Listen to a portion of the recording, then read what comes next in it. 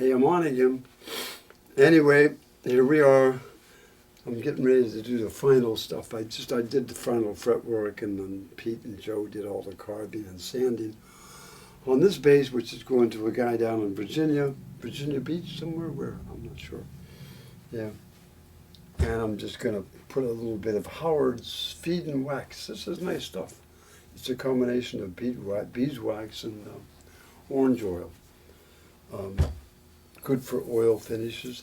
Probably good for anything. Don't drink it. Anyway, this is I guess people call it the Les Claypool style base, although back in the 70s when I made the first ones like this, it was just a short scale base. And of course we all know that Stanley Clark, the piccolo bass, was made like this. Not that it was made for Stanley. You probably all saw that story on my other video about how Stanley actually got that bass.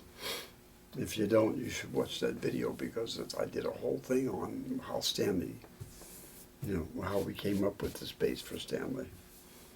And then Les Claypool, being a Stanley Clark fan when he was a kid, found one in a pawn shop out in Frisco somewhere and bought it.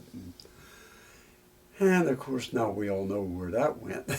It's amazing. For me especially, because I was just doing it. Who knew that someday that these kinds of basses would be famous, any more than I'd be famous. Am I famous? No, not really. Well, my mother used to know me, Anyway, I'm just going to show you. I already did the front of this thing, Pete, and I finished up the frets a little while ago. So we're probably going to ship this thing out today. I just used a little paper towel, put a little bit of wax on it, and that's it. It just helps, bring the wood up, brings it up a little liveliness to it. And if you do this every once in a while, the instrument will always look good. Are you getting that, Pete? Can you see the difference now? Yeah. That's all.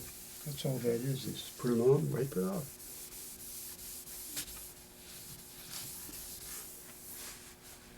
Like I said, I already did the front. I finished the electronics last night. And Joe made a box for it, and we're all ready to go. We're going to ship this thing out today. The real reason I'm doing this, and to show you, is we're in the process now of making a couple more of these. Not that I have orders for them, but I'm hearing that everybody's copying these things, and that's okay. I mean, that doesn't bother me. People want to copy my instruments, that's their business, But we are going to be making, I have enough wood here to make a couple more exactly like this. And my friend Calvin Daly has a workshop of his own now where he does work for me on the outside. So we're going to block some wood up here for Calvin, and then he's going to take them to his shop and do the carving and the carving of the neck and things like that. Then they'll come back here, and then Pete and I and Joe will be doing all the fretwork and the electronics and whatever else has to be done to make them work, and finish them up.